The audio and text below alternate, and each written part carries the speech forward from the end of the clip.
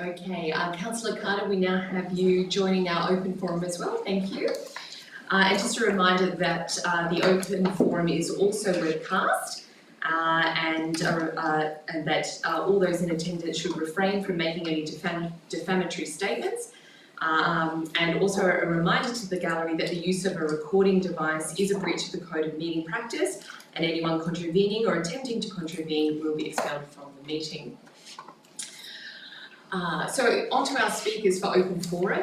Item 4.1, the community engagement on special rate variation modelling. We have Mr. Jason Burgess representing the Yass Valley Business Chamber speaking for the recommendation.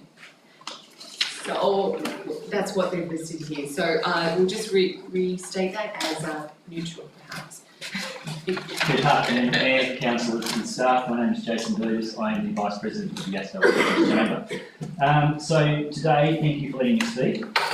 Yass Valley Business Chamber have made extensive submissions on both the IPNR documents and the financial viability sustainability roadmap. Councillors have those documents. There's quite a bit of weight in that. We've put a lot of effort into doing that. We really want you to make sure you consider those documents. Yass Valley Business Chamber is supportive of appropriate rate charges for Yass Valley that appropriately provide financial capacity for council to deliver the level of services needed for a progressive and growing community. It is a recommendation, though, of the Yass Valley Business Chamber that the special rate variation motion should be deferred today to provide time to investigate and model the following, as the current suite of documents appear incomplete and rushed. The documents raise significant questions around the accuracy of the data that has been relied upon in the preparation of this special rate variation. The distribution of residential, business and rural rate classification does not align with current available business listings and observations across the LGA. Council appear to be under-collecting rates due to inaccurate records, and this should be corrected and remodelled before any special rate variation is proposed. Council have initiated a recruitment process to improve the technical capacity within Council, particularly around CFO and Director of Planning. A key aspect is the Director of Planning with specific expertise in strategic planning and the work to be done in realising Yass Valley's potential.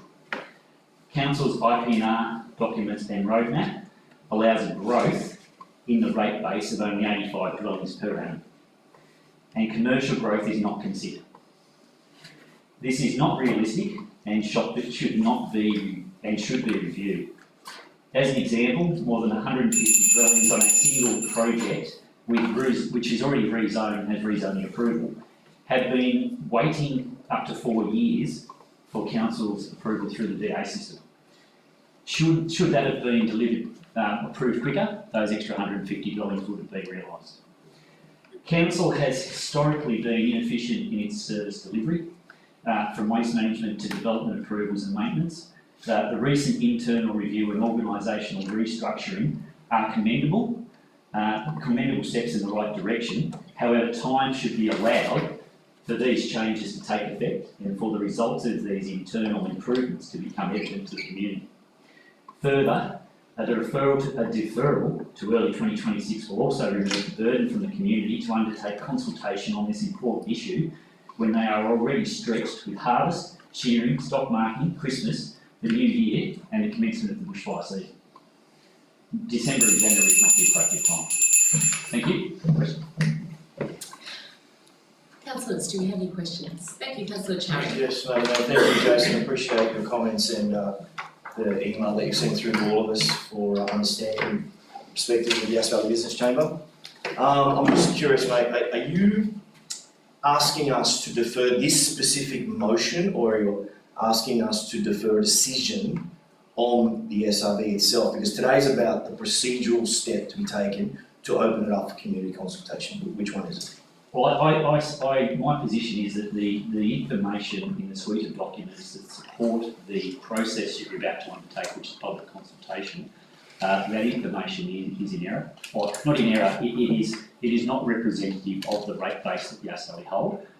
It is probably to which Yass Valley collect rates, and obviously that is because I assume that information is being taken straight out of council system, but it does not match what you can see on the ground.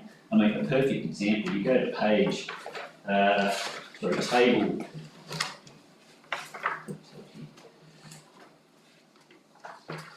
So table 21 in the report provides a breakup across the six. Page number. Page number 36, table 21, provides a breakup across the LGA where the LGA is broken up into 6 zones or 6 areas. So I'll just read from that. So in terms of the ACT peri-urban area, which is the area from Sutton all the way through to Wallaroo that surrounds the ACT, it shows that there are 15 businesses in that entire area paying a commercial business rate. Now, I'm pretty sure I can think of more than 15 in a small area of that, not let alone the whole area. Similarly, Murrum Bateman and District, so not just Murrum Bateman Village, Murrum Bateman and District, 22 businesses. I suspect there's probably 22 just in the village. Now, yeah, we're looking here at across the peri-urban area, Bounding Bookham, Rural West, Gundaroo and District, and Murrum Bateman and District. There is only 50, 60, less than 80 businesses. That's a large section of the LGA. And you take into account all of the DA approvals that have been passed this council in the last 10 years for transport depots, pet boarding facilities, function venues, all of those types of activities. I think you'd find if there was a review done on DAs approved in the last 10 years, you would start to dramatically change those numbers without even going to Bureau of Statistics, Tax Department, or other resources that council could call upon to do a course review of the accuracy of council's records. Thank you, Mr. Burgess. Are there any further questions? Councillor Cameron. You're asking to defer this particular motion. Have you got a time in mind? I think there needs to be some testing of the supporting information that comes with this document, because I don't understand how you go to public consultation and propose a rate variation when there clearly seems to be a missing gap in this information. I mean, in an hour this afternoon, I've just done some research with the Bureau of Statistics, and all this information is publicly available. So for comparison of residential rates from the Bureau of Statistics for 23-24, Yass Valley is well above the average of large, so Yass Valley is a large rural LGA, so the Yass Valley is already well above by the average for all of large rural across New South Wales is $900 per capita for residential rates. Yass Valley is already at $1,100. Mr. Burgess, are you using from the Group 11 councils that Yass Valley Council is usually compared with? If not, it may not be the most Large rural classification, which takes into account Junee, Leeton, Lachlan, Central West and Hilltops. So I would expect that Junee and Leeton would be comparable to Yass. On the other side though,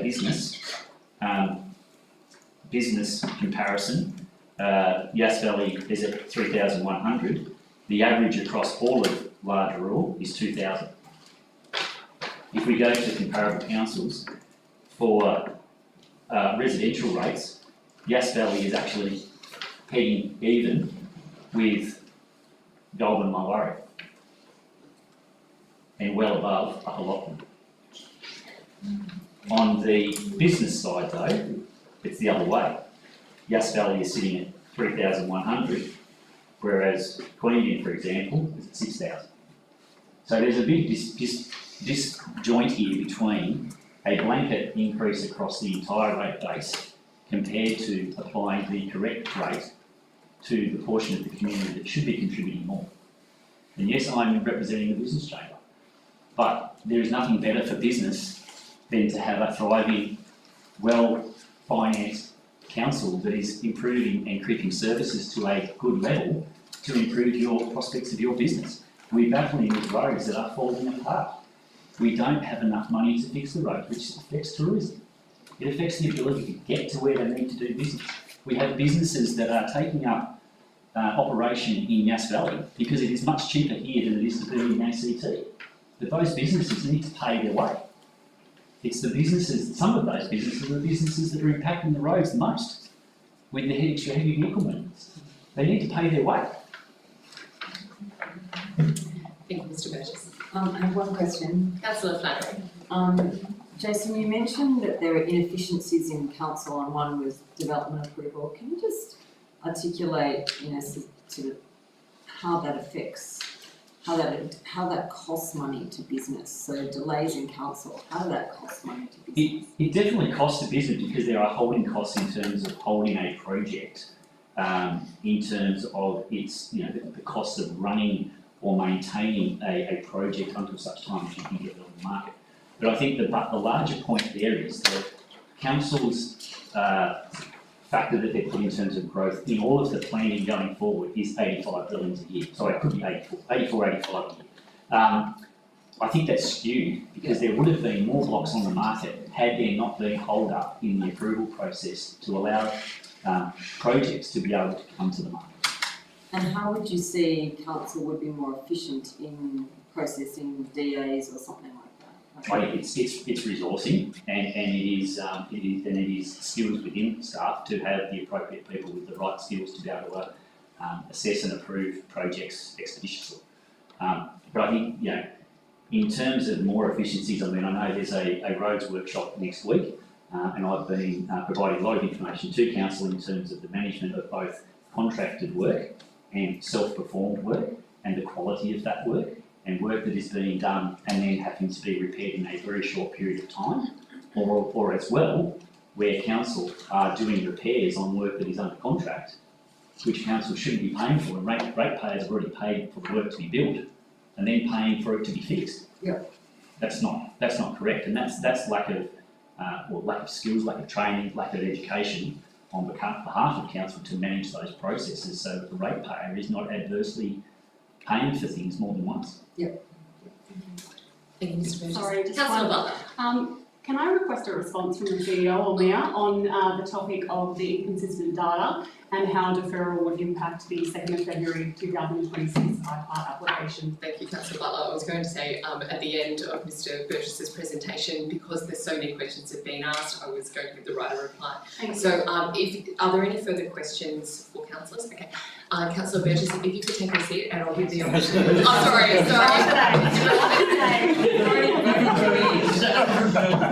sorry. I'm clearly making a phone call to you before the next election saying, you've got a lot of insight. Would you like to? All right. Sorry, Councillor Burgess, did you have a question? Okay, all right, thank you. Mr Burgess, if you'd like to take a seat, and then we'll give an opportunity for our executive to respond. Thank you. Thank you, Madam Mayor, and thank you to Mr Burgess for making representation today. The Yass Valley Business Chamber is very active in our LGA and we do appreciate their input into all of our strategic documents.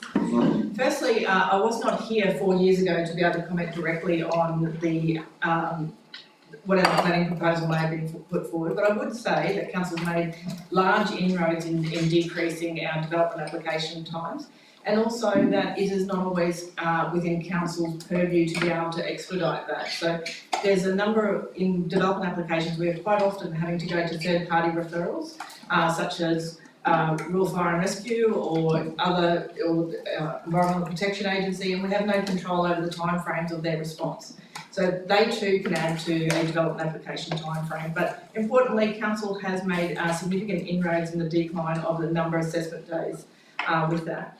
In terms of the 85 lots, so prior to this financial year, those lots hadn't been factored in at all. So as a new executive, we've spent a lot of time going through our long-term financial plan. And I would say that this year equates to 85 lots, but what is actually modelled is 1%. And that 1% came from talking to our planning team and having deep dives into our data to come up with 1%. So as more and more come on board, so does that lot number changes. So it's not a fixed 85 lots. In terms of our contractor versus staff management, I am sure there is improvements that we can make, but we need to, I suppose, make sure that we don't use one example as an indicator across the board of council. So that would need to have a deeper dive. In terms of council's rates, and I'm not I believe Mr. Burgess referred to the Australian Bureau of Statistics, and often they can be quite outdated in terms of, Mr. Burgess referred to what the actual date. The modelling, the actual rate data that is included in the background information is the most up to date that we have, and that's based on IPART, who is the regulatory body for rate increases within New South Wales. Council, our rating information is a distribution of residential, business and farmland identified to category of rates outlined in Council's revenue statement. The data is used from a categorisation assigned within Council's rating module, and that categorisation is being applied in accordance with the provisions outlined in the Local Government Act. So whilst which may be different to other data sources.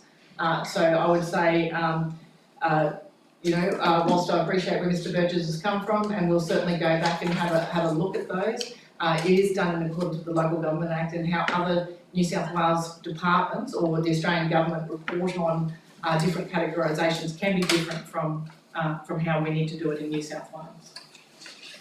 And could you answer, please, Ms. Bailey, what happens if we delay the engagement process as was requested by the business chair? Yeah, so the engagement process, so as most people would understand, and I'm relatively new to Yass Valley and definitely new to this role, I've been in the position for less than 6 months. The go button has been pressed now so that the engagement can be done in a systematic, informed, comprehensive and detailed methodology, and that is to get us through to the 10th of December before the holiday period commences. We do not engage from mid-December through till probably mid-January, because we understand that that's the time that people are out, can be away on holiday, spending time with their family, not really engaged in council businesses. So we try to avoid as best we can that period, so hence why engagement was, if it's resolved, would start tomorrow. That then gives us time with myself and another director working between Christmas and New Year to write the council report and to have that council report published somewhere, so I would say in order to have an extraordinary council meeting on the 20th of January, we would need to have the papers published 7 days before that. So it is all timed. And that would allow us a number of days to get a informed application through to IPART for submission by the 2nd of February, which is the deadline. So to delay the community engagement would essentially kick us into the next year. Councillors, are there any other questions for clarification on what the business chamber representative said? Councillor Flannery. I'm not quite sure who, if I go through you, Madam Mayor, to Ms. Burnley, am I able to ask a question about process, or should I wait till the general forum? If it's to do with Councillor Burgess's presentation or anything that you need clarity on that, absolutely, now's the time. I don't quite know when you're saying. We're going to open forum and be seated. Just to get it all right. Yeah. I understand the summary of why we need to have the consultation now before Christmas, but there is a bigger question about why do we have to have it now? And that's the macro question, which is I know it fits in with IPART, I know it fits in with our financial year, but we've done a fair bit of mixing of the cake and cracking at a whip, and some of me wouldn't mind seeing where the dust settles. So I guess the broader question and more direct question is, if we don't agree to a special rate variation and going out for consultation now, and we say defer it for 6 months, 12 months, defer it until we do a bit more forensic study, what is the implication of that? And the broad answer is we cut services, but I just want to know if there's been any looking at what do we stop.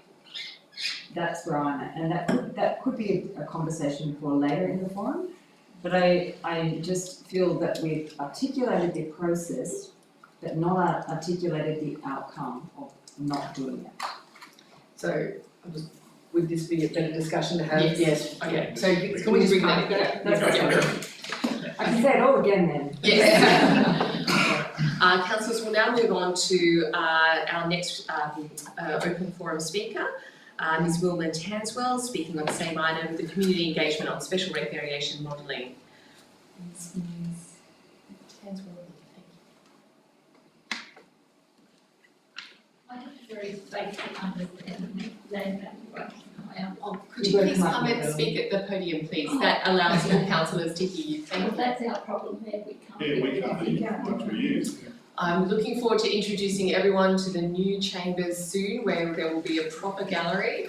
I appreciate everyone's patience in this matter. Just the mic would have been nice. Well, I've lived in Yass for Excuse me, Ms Tadwell. I would like everyone to show respect to both the councillors and the speaker. Thank you. And Ms Tanswell, if you could do your utmost to speak as loudly as possible, that is appreciated by everyone. And I apologise that that is the case. Thank you. I've lived in Yass for 15 years now, and I live at Domestic Gardens, which is basically 2 town blocks of land joined together with 13 abodes. And I did a survey of a couple of my neighbours night before last, and they each pay $3,000, about $3,000 a year for their block rates. We have 13 houses on 2 blocks. We pay exactly the same amount of rates as a single house on a big block. We pay about $3,000 a year. So you're getting 13 times 3,000 from 2 blocks of land for rates.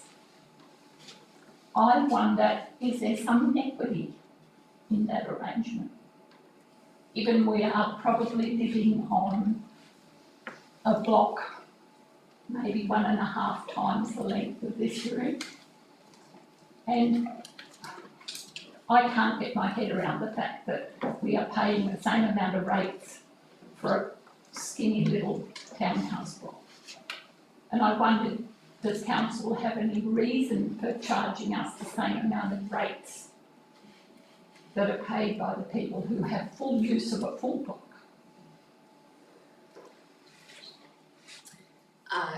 Sorry, is that the end of your presentation? That's, Not a problem. So while you have every right to ask questions of councillors during this forum, this is not an answering session. no, that's fine, I don't expect you to give me the Yeah, answer okay. now, but I want you to take on notice. I will take that question. That is a huge concern for our people. Yeah, I appreciate your concern. You're welcome to just stay there. If you could just stay there for a moment, Ms Tanswell. Councillors, do we have any further questions for Ms Tanswell? Councillor Flannery. I think you raise a really interesting point about equity and access, and particularly for rural landholders and things and how much they pay, and Mr Burgess also raised a similar issue, and I think that that's something I hadn't quite considered as much as until you articulated it, and that is something that I would like to consider before we just suddenly say everyone should pay more, and it's a bit of a blanket bang. Wilma, I'm going to ask you another question, not necessarily about your rates, but because I know you do a lot of community service through the Historical Society and others, how much do you think a week do you give back to the community in terms of your services, really detailed research that you do for people such as myself when I need some family history and other things? But I mean, you really do give a lot I don't back. tally it up, but I'm able to do that. I don't have kids, so I don't have all that time. And I like helping people. And I just find that being in Yass, I came back to Yass because my convict forebears started here. And I couldn't give you a figure on how much I'd spend. It's enormous, and it's a couple of days a week. Yeah, oh, Oh, please, no. yeah. So, it's just, I worry about the inequity simply because the land that our rates are based on land value from New South Wales land. Yeah. And I just don't understand how you can have a blanket figure for all the blocks in our street that are basically the same. But you're getting 13 times 3,000 off 2 blocks. And I just. Thank you. Well, I'm just going to, if you could just stay there for a moment, because I think there is an opportunity for us to reconnect with you and actually start answering some of those questions. So I'll just ask our CEO, Ms. Galen Burley, to assist. Thank you, Madam Mayor. Ms. Tantwell, first of all, thank you for coming today. It's really important that we hear from members of the community, and based on the discussion you had, I think it's absolutely wonderful about the volunteerism that you do. And Yass Valley, from my short time here, has had some of the highest volunteerism that I've seen in a lot of communities that I've worked in, and it's to be commended, not just for yourself, but for the whole Yass Valley community. It's that council can do so much, but with people like yourselves, we can do so much more, so thank you. In terms of the rates, there's lots of things on a rates notice, and when we're talking about a special rate variation, it's on what I say the top line, so the general fund rates.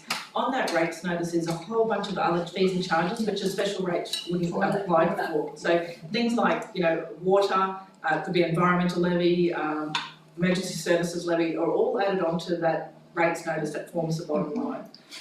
So many of those things, such as water, is based on a usage fee as well. Sorry, on a connection fee as well as a usage. So that can very much be different, and there's certainly other charges like that. For your area, for example, your general fund rates might be $700 or close to $800, and a lot of the other line items build up to meet that 3,000 mark.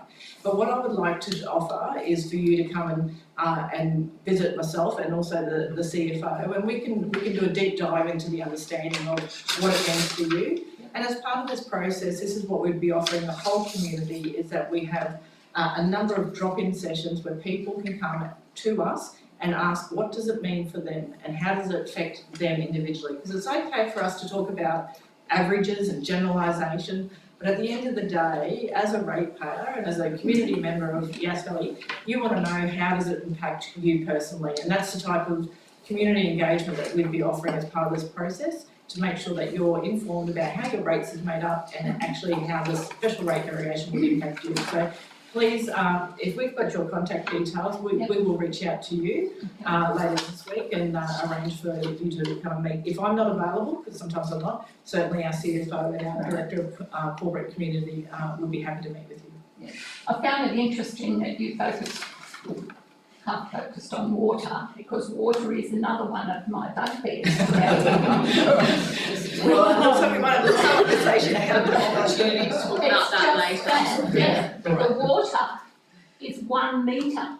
There's one water metre divided by 13 townhouses. I'm aware of your concern. Unfortunately, we can't unpack that right now, but No, but I'm just certainly saying something that's opportunity, another yeah. council group. Yeah, let's get together and we'll talk about it. Thank you very much. At the Historical Society, Tuesdays and Thursdays, I think. Tuesdays and Thursdays and, yeah, sometimes other days, but a lot of time at the library. As a side note, well done for the historical society as well. Yeah. Thanks, Paula. Thank you. Councillors, that now concludes our open forum. So, Councillor Carter, we're about to end that live stream and then commence a new one for the meeting. Is that correct? Yes. Oh, we can continue it. No, you've got to stop it and restart. Stop and restart. We'll see you again soon, David. If you can join by the separate link.